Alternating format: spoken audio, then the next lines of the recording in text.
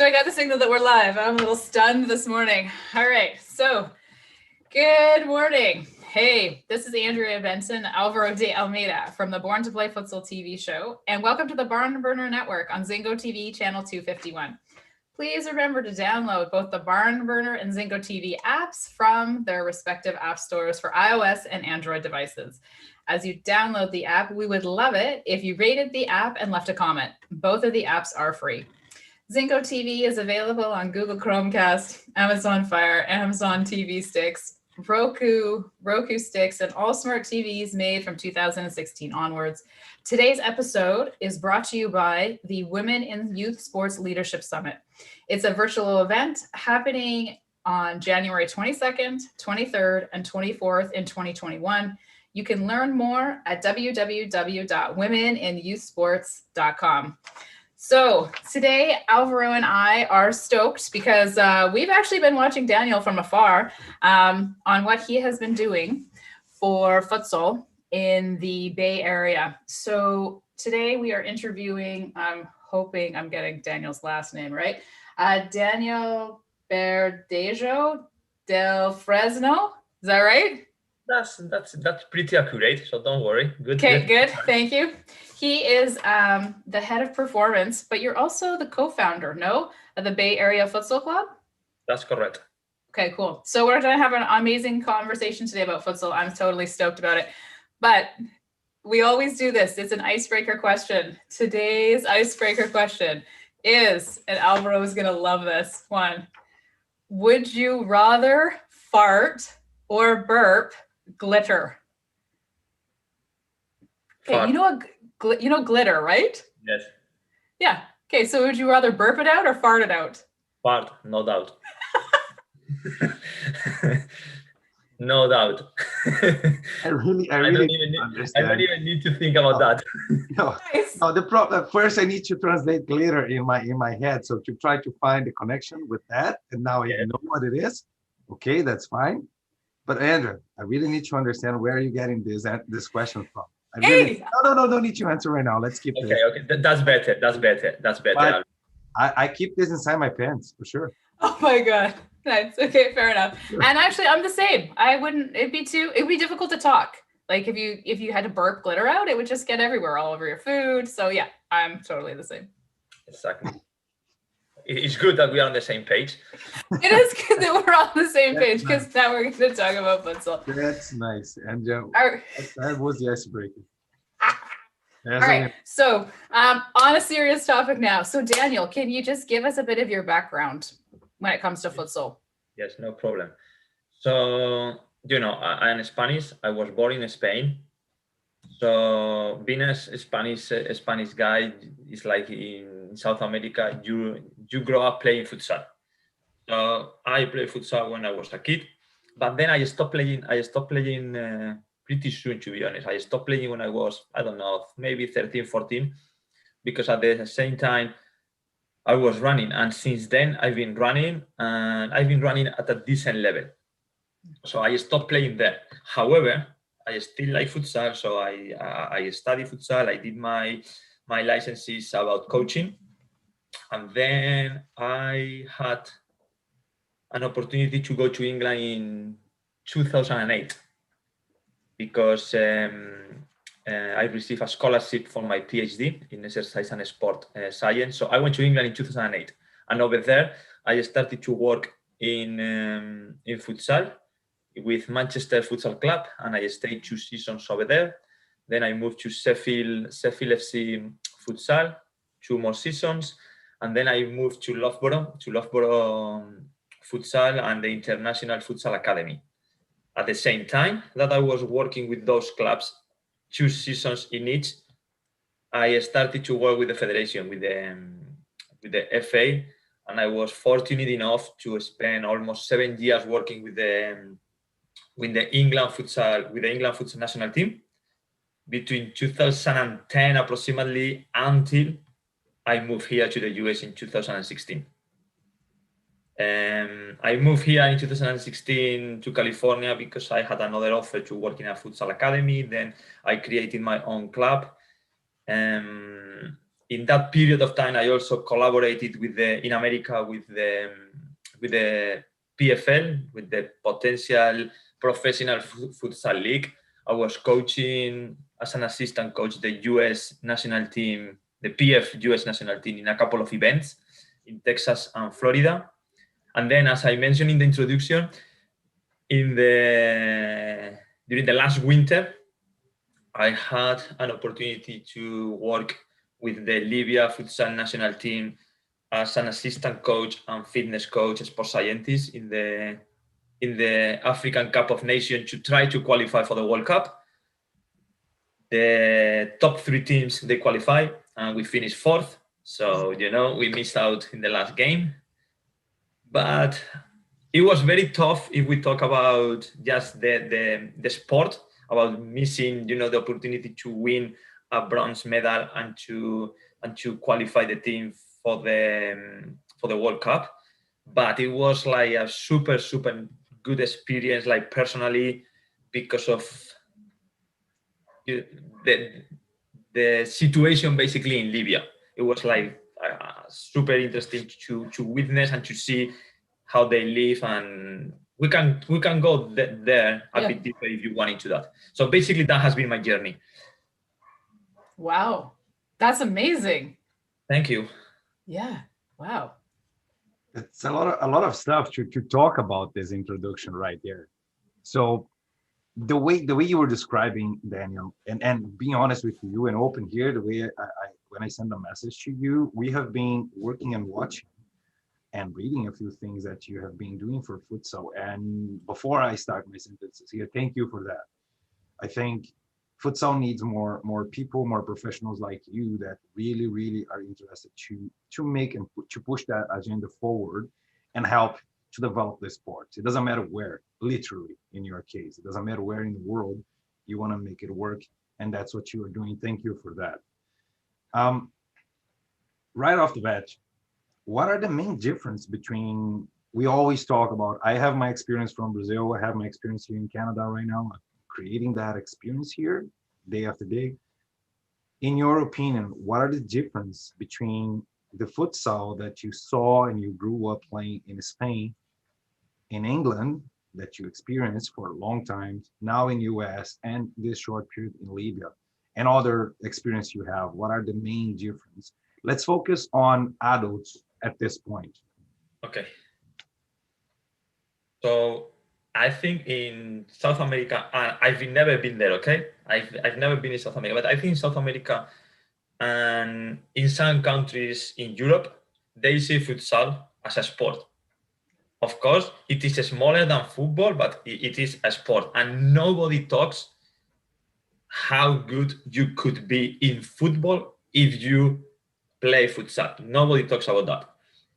In England, okay, we had a national team, but the message that the federation was sending always is futsal as a tool to develop better football players. And in the US, I think it's the same thing that in England. So like tool to develop better football players, but at the same time, it's a business thing. It is a sport to fill the gap in between fall season and spring season. So to fill the winter. So soccer clubs, they can extend the activities during the winter to generate some income for the coaches as well. So it's an important business sport here about that, which is damaging, is not improving the sport, because you are not really developing futsal. You are just using futsal for football or for your bank account or for other reasons. And I think when I grew up in Spain, it's not like that. In Italy, it's not like that. I presume that in South America, it's not like that. So that is the main thing. So yeah, I think you nailed a few topics here, a few points. But yes, in Brazil, talking about Brazil, not only in all South America, but in Brazil, we do have this comment, and that's the question right there, right now, is futsal a sport? Is futsal a tool? Is futsal both? Can we separate them? Should we keep working with them together to promote the game? Which one is going to be better for the sports development? So those are the questions that we are asking down in Brazil. But yes, the way I see things here, and I have no problem with people using the sports to make their business. So we Oh, are me doing our neither. business right now. I think this is open to everyone, and it doesn't matter the sport. Any sport or anything in your life can be a business. It's your business. Exactly. But when the way you describe is the feeling that I have here. Um, my focus would be more like on the game development side and not only the business aspect. Yes, the business is very important, but I think the sport should be developed more. And that's why I said thank you for doing what you're doing. Keep pushing futsal because you were focused, of course, as a business, but you were interested to make the game, be developed and have more people playing, kids playing, adults playing. Exactly. And one thing, for example, for me is that, of course, you have to make a living. And by the way, I'm a coach, so my living is futsal right now. So it's my business as well. But the thing is, here, what I really don't understand is you do futsal, but you don't really do futsal. You are doing soccer indoor because you, as a coach, you don't even try to learn futsal. So this is one aspect that I really is like, oh, come on, really? Do they really want to do futsal, or is just something that they have to do because to supplement something else? Yeah, and that's the point. Or is futsal a sport? That's the question down there in Brazil. Should we keep pushing this or try to sell this sport as a tool to develop soccer? Or should we try to separate a little bit and sell this as a sport itself? For that reason, for those reasons. Other sports, soccer is using futsal tool as a tool. And this is completely impossible to separate in Brazil. Futsal will be a tool always, period. But I think futsal needs to put him itself as something that, okay, I can help, but that's who I am. So that's Yeah. the way we should be playing. There's a way to play on the court, either inside or outside, but there's a way to play, and this is futsal. It's not soccer in the gym. Yes, and for me, I'm going to be honest with you. I think some of the problems there is also the futsal people. Oh, So I agree that futsal could help football a lot. I am not saying that, but if I'm a futsal coach, I shouldn't care about helping other things. I should care about if I am now a soccer coach or a football coach. Okay, I should learn from any single sport things that I could apply to football. So if I am a football coach, I should try to learn from futsal. The thing is, for me, is there are so many sports, like let's say netball, no? You know netball. So I don't see the netball people saying, hey, let's play netball because it's going to make you a better basketball player.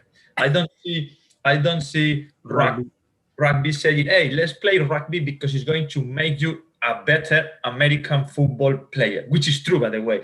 I don't see, and there are so on and so on and so on, and even inside the same federation, because they're always talking about, no, but the problem is if we consider FIFA, let's forget about AMF. If we are talking about FIFA, but the thing is, we are under the same federation. We are not a sport. We are a discipline. Well, I'm going to take in the Olympic Games. We have mountain biking, we have road cycling, and we have track cycling. All three under the same federation, and they are in the Olympics. And I don't see the mountain biking coaches saying, hey, let's practice mountain biking because it's going to develop you better for the road cycling. So I think some of the problem is also the futsal people that we want to compare with football, and I don't understand why.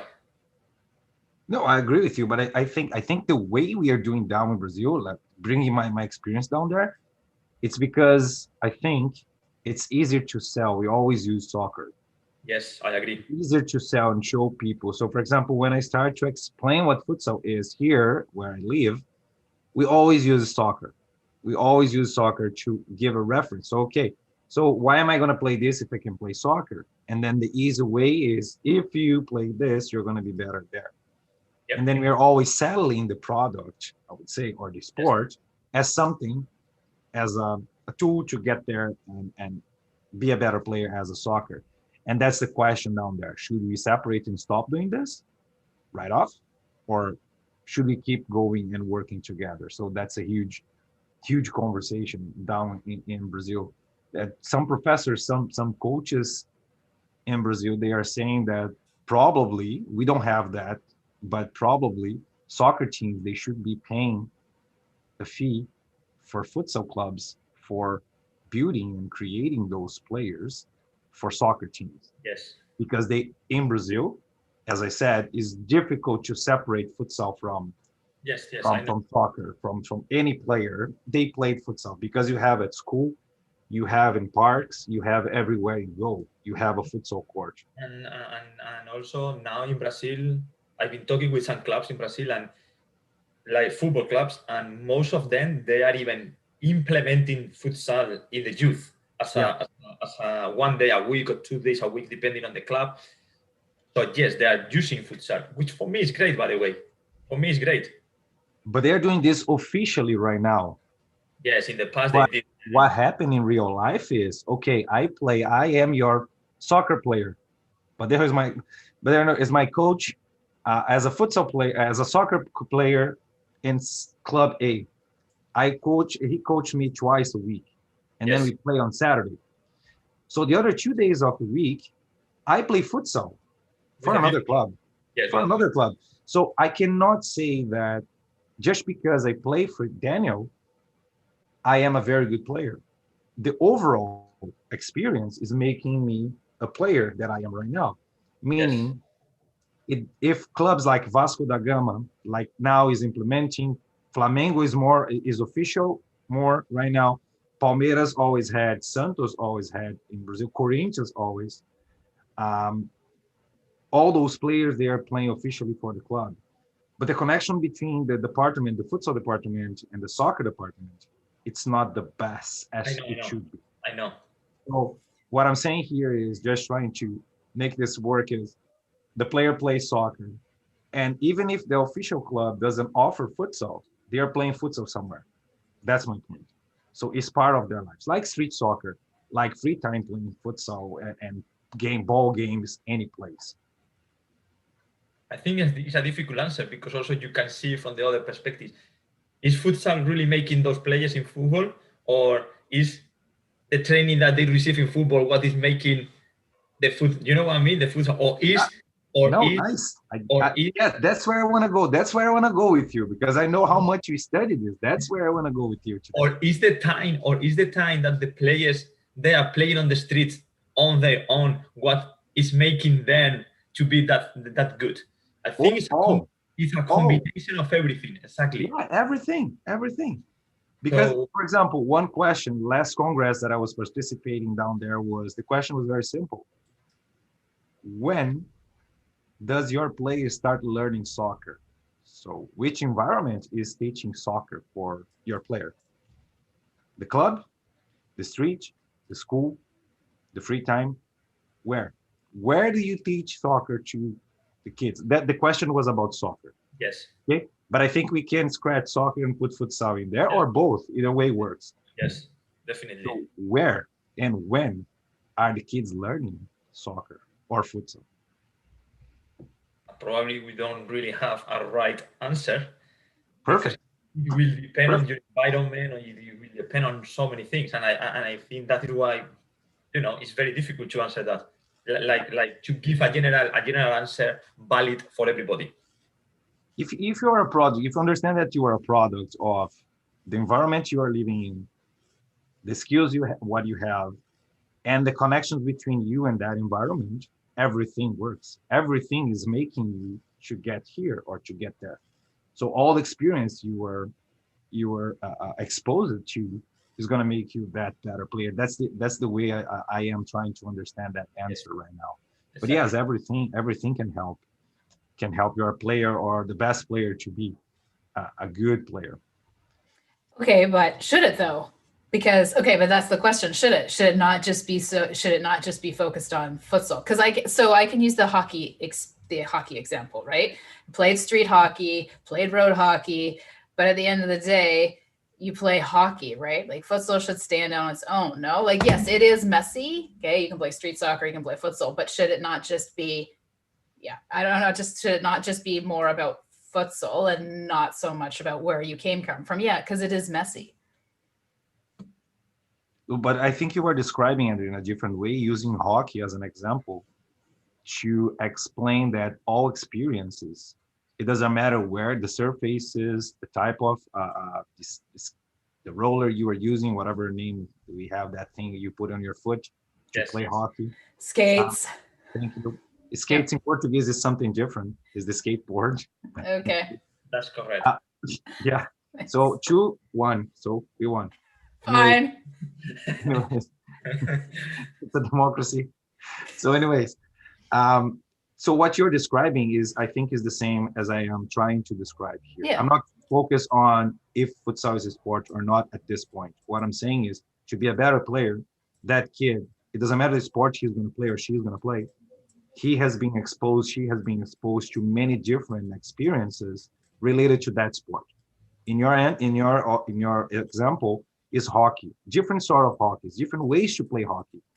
What I'm trying to say, and I think Daniel is the same here, is different ways to play ball games, kicking ball games is going to make you a better player, either for futsal, either for soccer, or maybe indoor soccer, which is another option here in North America.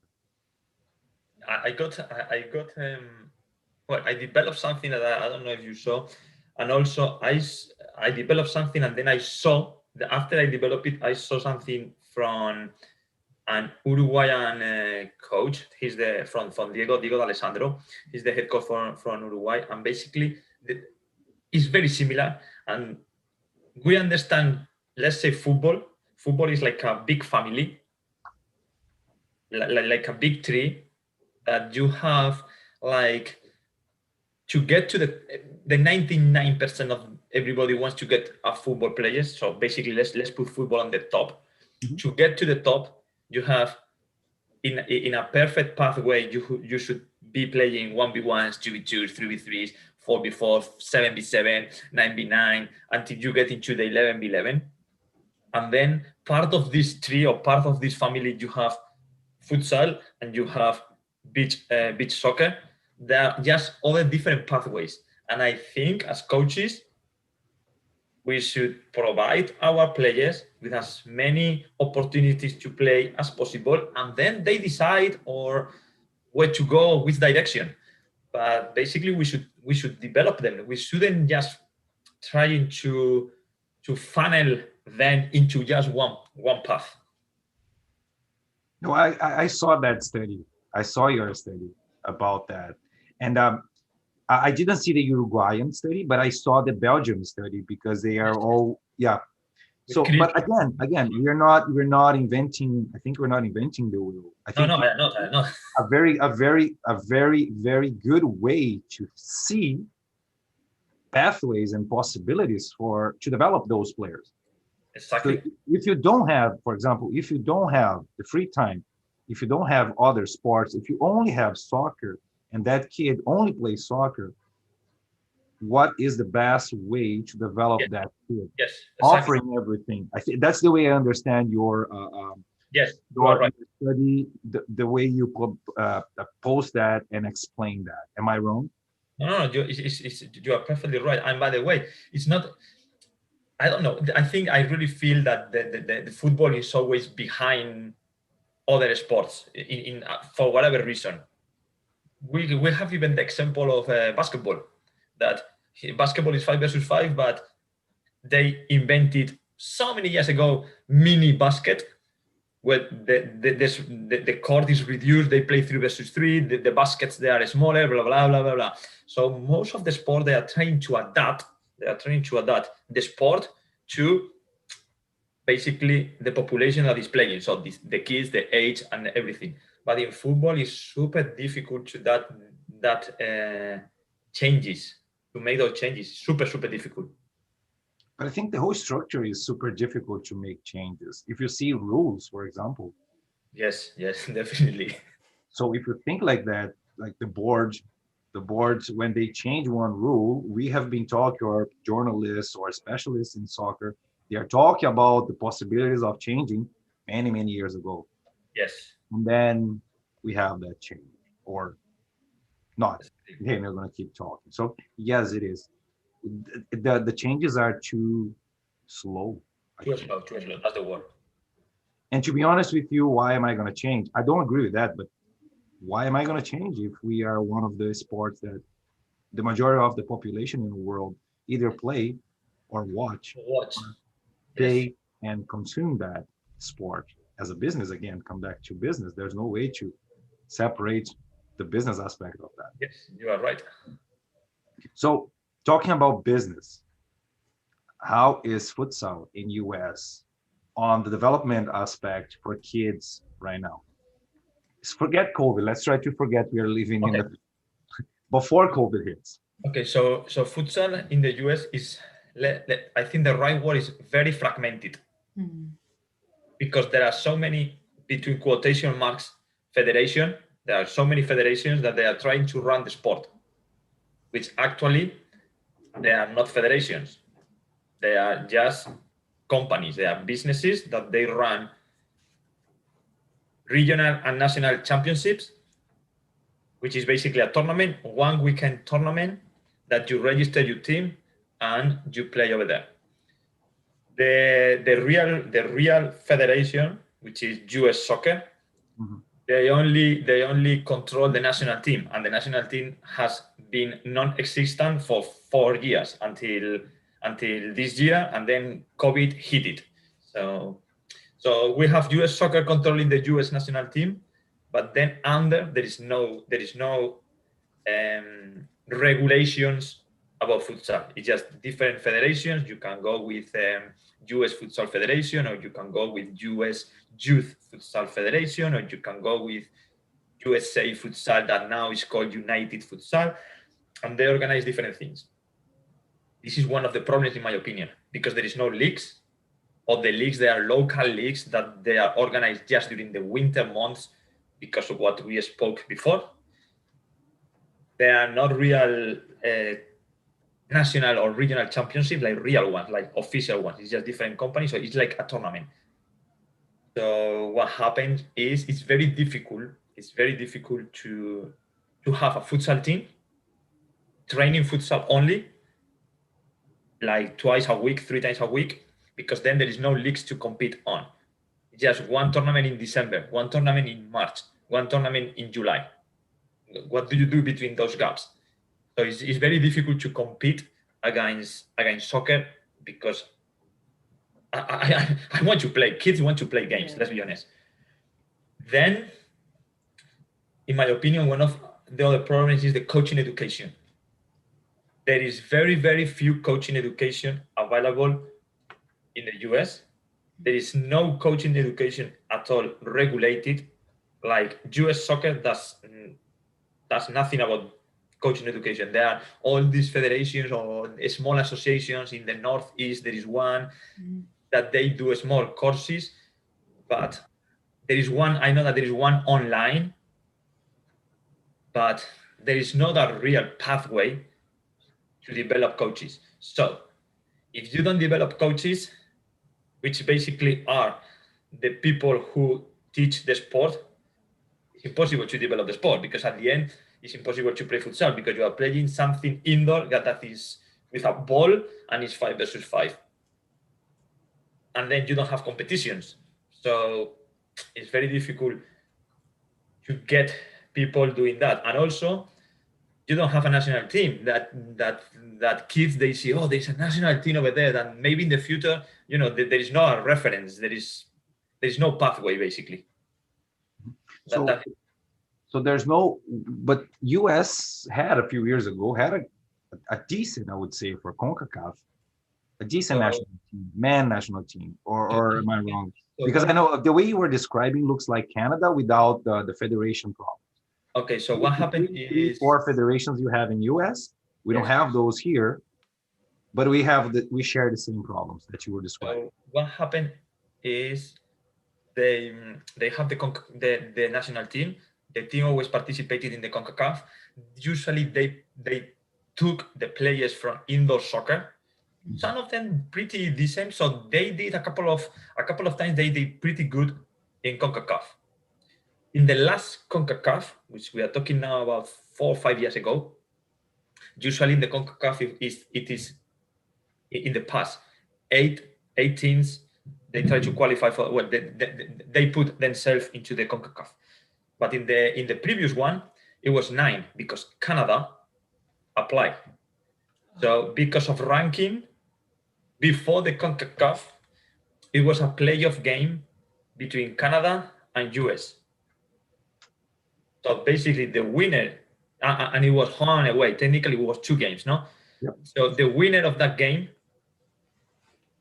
would go to the CONCACAF to make those top 8. Okay, so Canada beat US.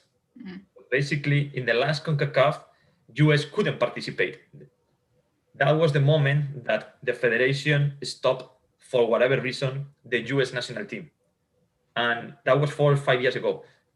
Since then, the team didn't have any training camp, no coach, nothing, until just a year ago, when technically in May this year, so between the first week of May, they had the CONCACAF in Guatemala.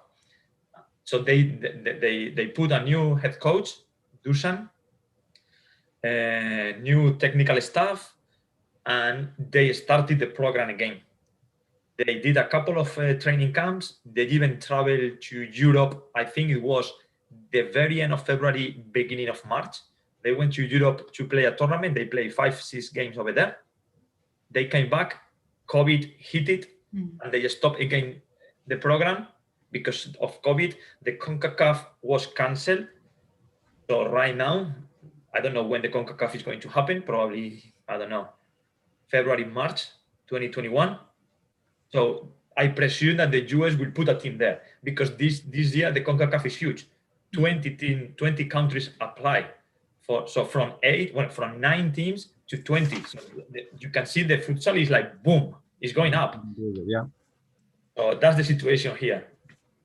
Like Yeah, very the quickly. way you were describing, we Canada lost to US in this pre-qualifying, let's call like this, pre-qualifying, I think for 2012. So US beat Canada. And then the last cycle for 2016, Canada beat US. That's correct. Yeah. And then now Canada, I think the way you are describing US soccer, so as Canada soccer, they are focusing on, at this point, the adult aspect, if we can say they are focusing on.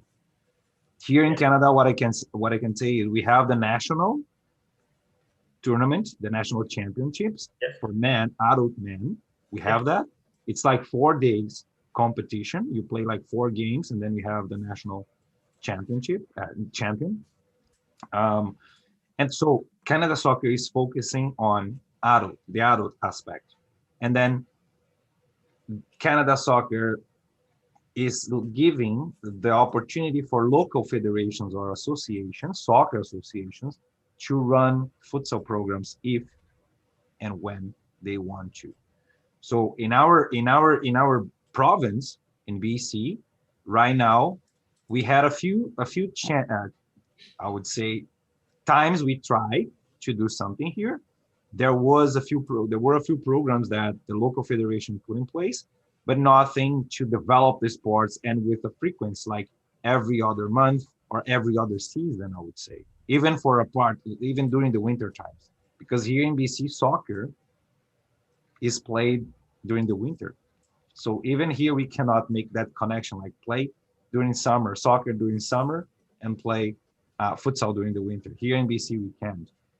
We have to play both at the same time. It is very, very similar to here.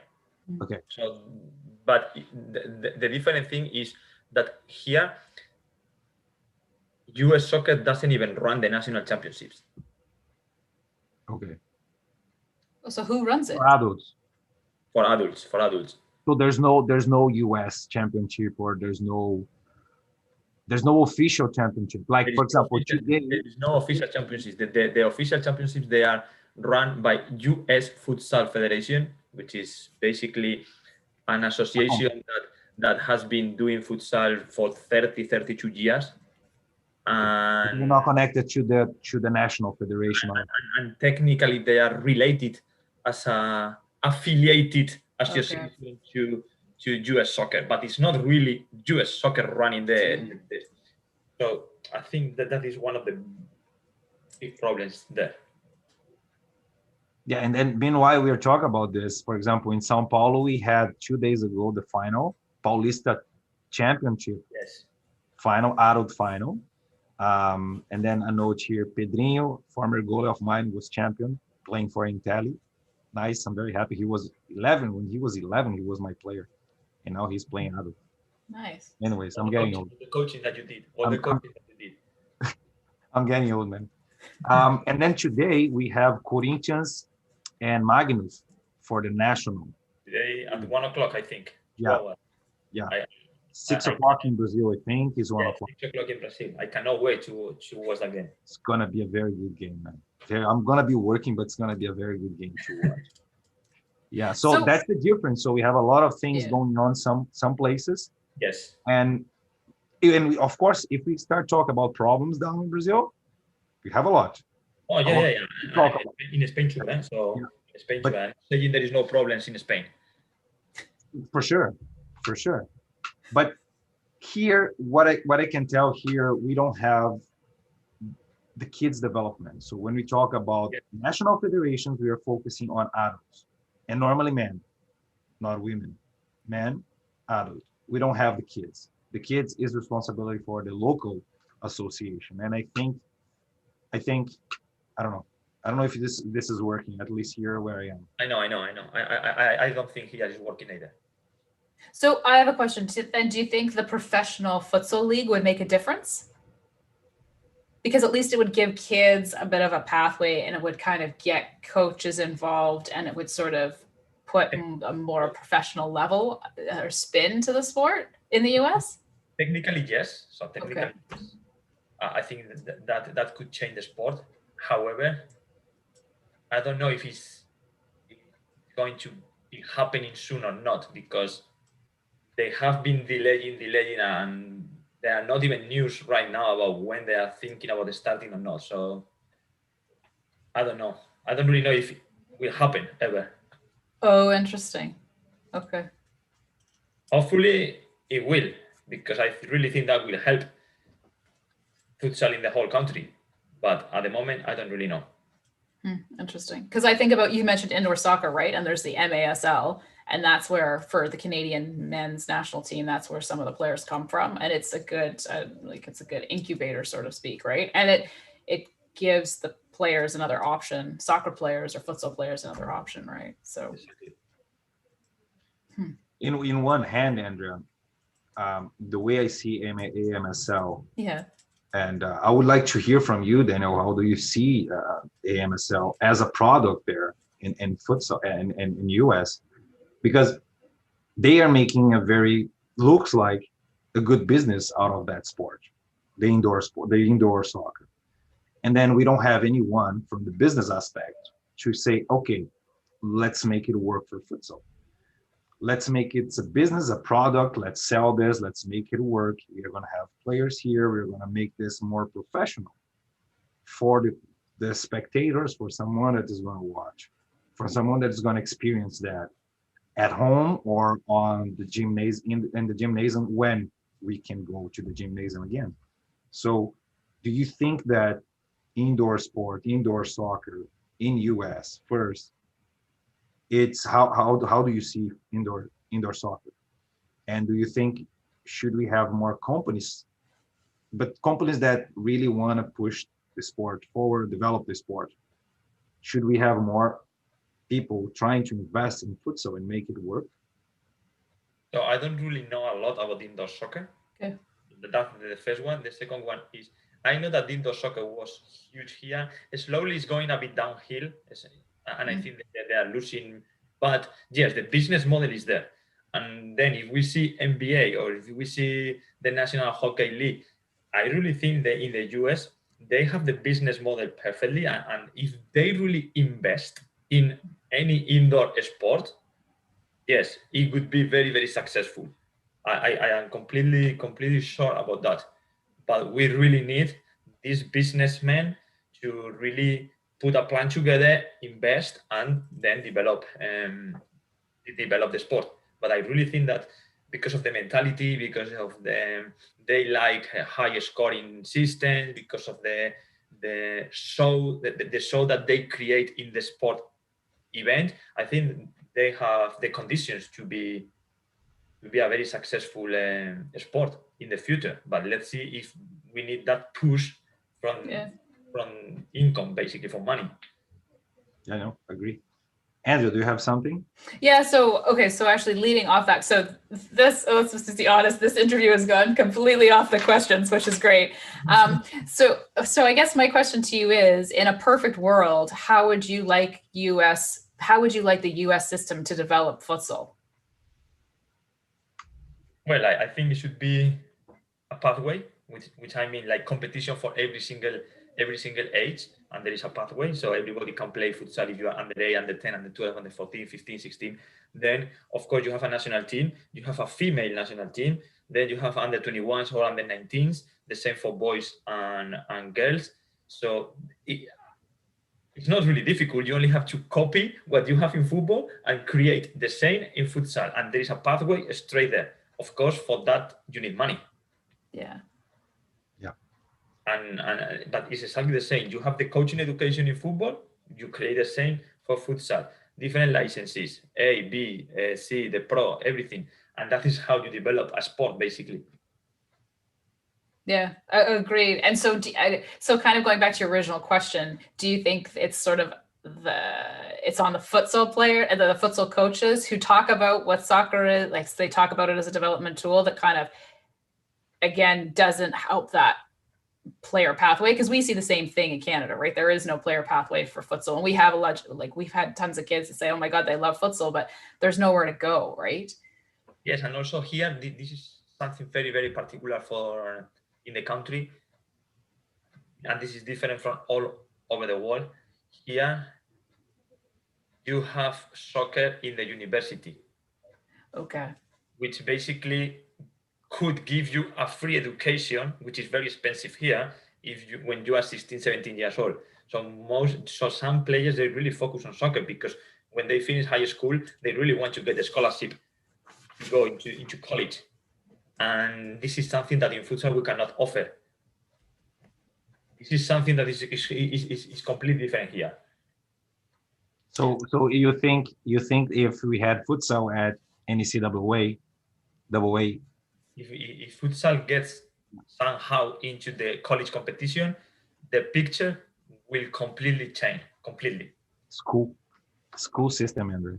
Yeah, interesting. You're coming back to the school system again. So yeah. So what I'm saying here, Daniel, because every time we talk to someone about futsal development, it doesn't matter where we are in the world or talking about any place in the world, school understanding as elementary all the way to high school or university. If futsal gets in that spot, then we're going to have the sports development quicker than clubs, federation, associations. We stop that part of the conversation and then we focus on that stream. So school. Completely agree. Interesting. So like so NCAA has D3, right? So there's D1, D2, D3. So like even if it was D3 or even I never know the difference between a college and a university. It doesn't matter.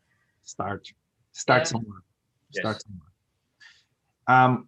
Daniel, I really would like you to talk about the pathway, a little bit more about the pathway. You described a little bit about the tree and the pathway and the age groups. So if you want to explain that, because I really like the way you put that in presentations. So if you feel free to explain the way you see a pathway.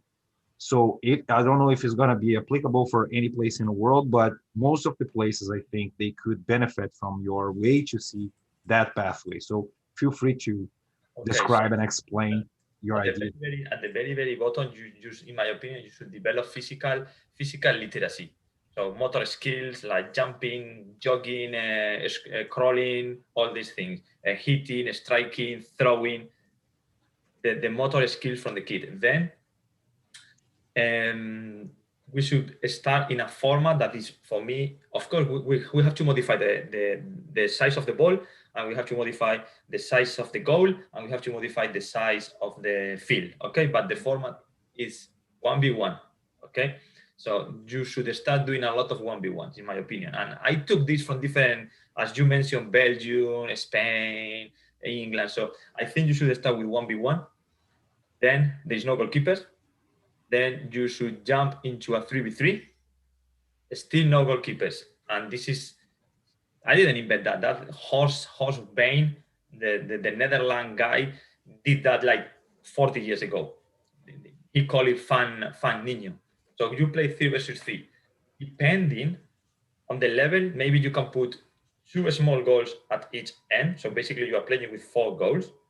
So 3 versus 3, 4 goals. There is no goalkeeper. If the level is very, very good, maybe you can do the same thing, but with 1 goal, and you introduce a goalkeeper. But any player from those 3 could be the goalkeeper at each time, and they decide. So basically, you always have an overload. It's a 3 versus 2 technically plus the goalie. From there, you play 5 versus 5, and here is when you introduce for the first ever time the figure of the goalkeeper. So we have 4 versus 4 and goalkeeper. And that is where, if you want, you can introduce futsal. It's a 5 versus 5 game. You can introduce futsal. From there, we go to 7v7, 9v9, and 11v11. I think I put that 11v11, you don't play 11v11 until you are, I think, 16 or 15 years old. So that is, in my opinion, the progression that we should teach. And because I really believe, now I am talking as a soccer coach, that when we are talking about in futsal, there is a lot of touches, there is a lot of decisions, there is a lot of 1v1s. I really think that as a soccer coach, I can create that environment in football, in soccer, to have the same number of touches, the same number of 1v1s, the same number of dribbles, the same number of shots. I only have to adapt the game. So if at the training sessions, I reduce the space, I reduce the numbers, and I do futsal drills in soccer, is the same now. You know what I mean? Talking now as a football coach. The only thing that is different is the competition.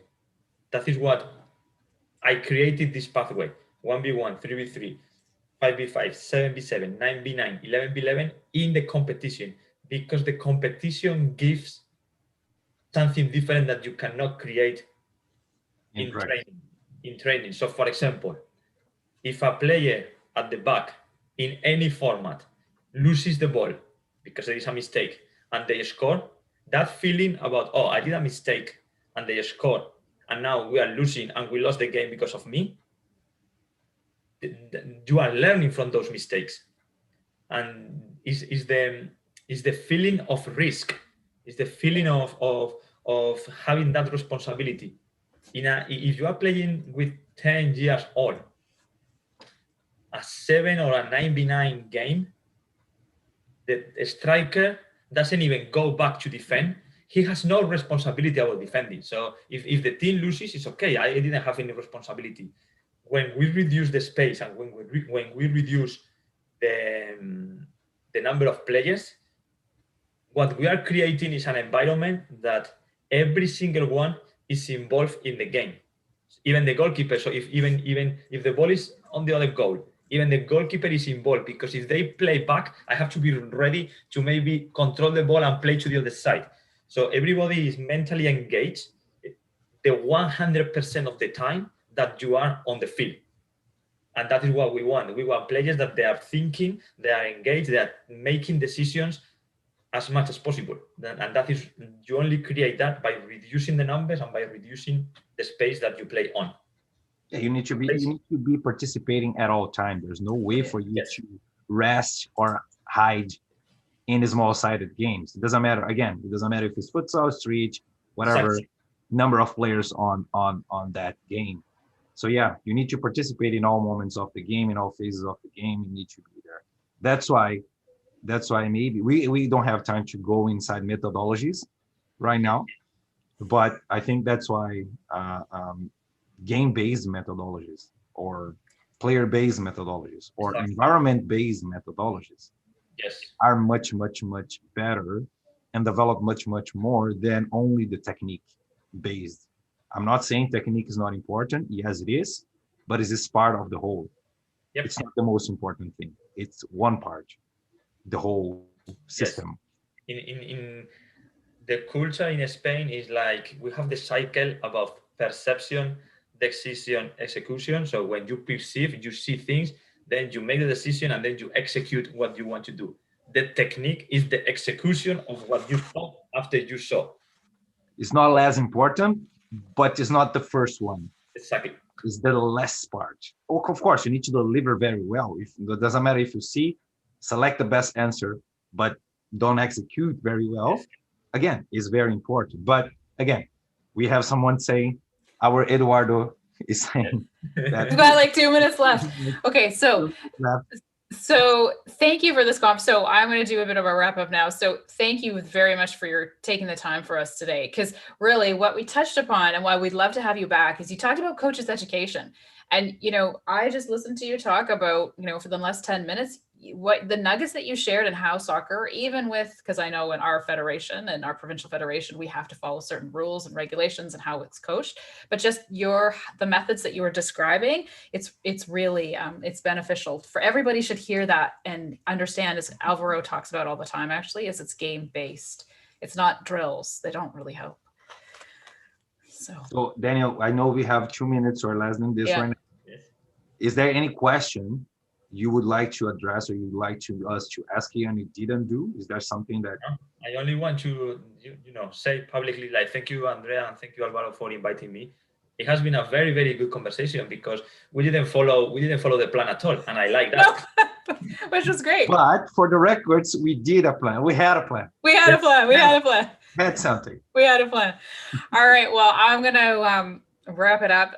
So this show can also be heard on the Barn Burner Network, radio network on its 122 platforms. Please check it out at www.barnburner.ca for all the news and programming. Barn Burner, watch it, hear it, read it, download it, and live it. And thank you again, Daniel, for taking the time today. Alvaro and I thoroughly enjoyed our conversation, and we would love to have you back to talk about methodologies, because it would be it would be an amazing conversation. Thank you. All right. Thanks.